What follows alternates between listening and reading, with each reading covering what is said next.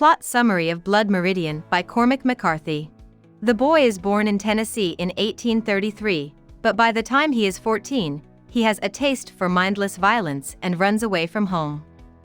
By 1849, he has reached the town of Nacogdoches on horseback. There, the kid meets a big, charismatic man named Judge Holden who stirs up the crowd to attack a preacher with violence. The boy meets Louis Toadvine as well. At first, Toadvine and the kid fought, but the next day they worked together to burn down a hotel. The judge smiles at the kid as he rides out of Nacogdoches, past the fire he helped start. The boy rides his mule across the prairie and meets a hermit who shows him the shriveled heart of a black man. After more days on the run, the kid arrives in Behar, also in Texas. He goes to a cantina to work for a drink, but ends up beating up the bartender. Sergeant Trammell, who works for Captain White, finds the kid at a river and tells him that the captain was impressed by how badly the bartender in Behar was beaten. He also wants to get the person who did it to join his army. After talking to Captain White, who wants to take back Mexican land for the U.S., which is against U.S. policy, the kid joins the army. Even though a Mennonite warns them that they will make God angry, Captain White's army of filibusters ride through harsh, barren land into Mexico. Within days, a war party of Comanche Indians attacks and kills most of them. Only 8 people, including the kid, Captain White, and a man named Sproul whose arm is badly hurt, make it out alive. The boy and Sproul went out together into the desert.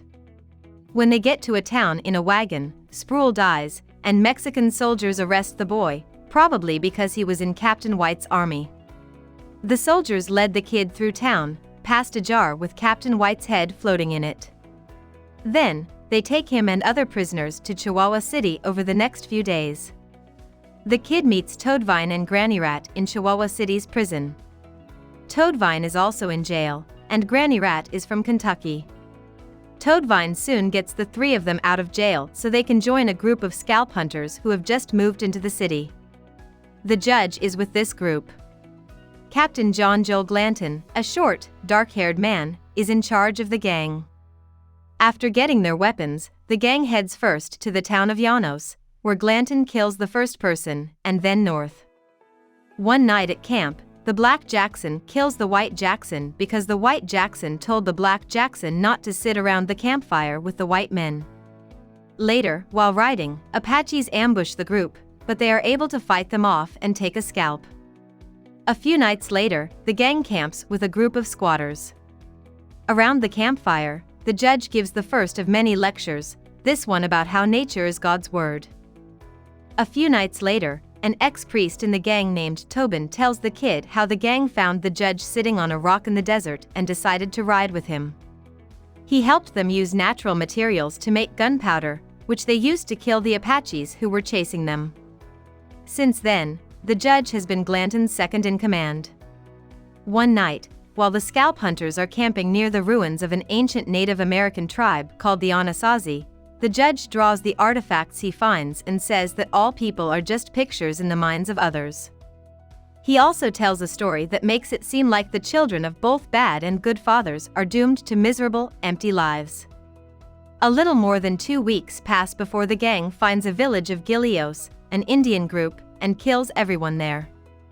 No one is left alive, and the heads of the dead are cut off. Glanton is disappointed to find out that Gomez, the leader of the Apaches, was not in the village. His head is worth a very high price. The gang still rides back to Chihuahua City to get paid for the heads they stole. They are treated like heroes and paid well in gold. For several nights, they party hard and get drunk before leaving the city on August 15th. The gang then kills a group of peaceful Tigua Indians and rides into a mountain village where, after a fight in a cantina, they kill Mexican villagers and soldiers. They even take the scalps of non-Indians. The gang is able to sell the Tigua and even Mexican scalps to the Chihuahuan government in exchange for gold, but their crimes are soon discovered, their contract with the Chihuahuan government is cancelled, and a large reward is put on Glanton's head. In response, the gang rides to Sonora, another state in Mexico, where they are hired by the government to hunt Apaches and take their heads. After killing everyone in a village along the Nacozari River, the group runs into an army of Sonoran cavalry led by General Elias. The Sonorans must have heard about the gang's violent acts or the reward for Glanton's head, because Elias's army fights with the gang and then follows them north. During the gunfight, some of the gang members are hurt, and the kid is left behind to kill Dick Shelby, one of the injured gang members. But, even though it could hurt him, the kid decides to let Shelby live. After many hard days and nights of walking, the kid finds the rest of the group. They have burned and thrown away the scalps they took from the Nacozari. The members of the gang who have gotten away from Elias's pursuit ride into Santa Cruz and then into Tucson, Arizona. There, Black Jackson kills the owner of a restaurant, but the judge is able to keep him from being charged. There, the group also meets a man named Cloyce Bell. He owns James Robert Bell, who is often called the Idiot, and shows him off in a cage. For money, the group agrees to take the Bell brothers to California. The gangs ride to the Colorado River in the end. On the way, the judge gives a speech about how war is the ultimate trade and will never end.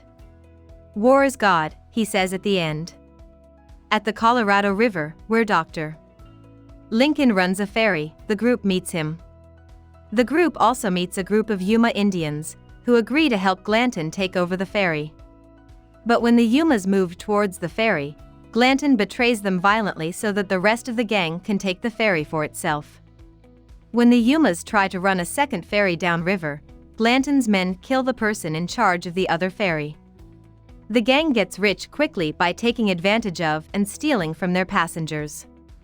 But the Yumas eventually plan a counterattack against the gang, which kills most of its members, including the Black Jackson and Glanton. The kid and Tobin, who are both badly hurt, are still with the gang, along with Toadvine, the judge, and the Idiot. These men are spread out in the desert, but they find each other again at a well. The judge tries to buy the kid's gun, which is the only one among them, but the kid says no. Tobin tells the kid to kill the judge because he is afraid that the judge will kill them all, but the kid says no to this idea as well. Both Tobin and the kid left at the same time. But soon, they are being chased by the judge, who is now wearing both Toadvine's clothes and those of David Brown, one of Glanton's former deputies who was not at the Yuma massacre but who found the judge in the desert. Brown's gun is also in the judge's hands, and he has the Idiot on a leash. After several run-ins with the judge, the kid and Tobin get away from him and make it to San Diego, where Tobin goes to find a doctor and the kid is put in jail. The judge goes to see the kid in jail and tells him that he would have loved him like a son if the kid hadn't hurt the gang's business by having some compassion for the people they killed.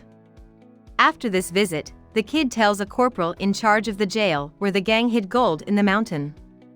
Soon after, he is set free and given medical care. After getting better, the kid goes to Los Angeles, where he sees Toadvine and Brown get killed in public. He works different jobs and travels for the next few years. In 1878, when he is 45 years old, he goes to a saloon in Fort Griffin, Texas.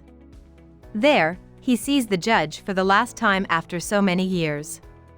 The judge tells the boy, who is now called the man, that they are the only two people left from Glanton's gang. He then gives a lecture about fate, will, and rituals. The kid says to the judge, "I'm not with you," and they go their separate ways. But when he goes to the outhouse of the saloon that same night, the judge is already there waiting for him. The judge takes him into his immense and terrible flesh and kills him, or so it seems. The judge then gets on the dance floor and dances, and plays the fiddle very well in front of the men and prostitutes.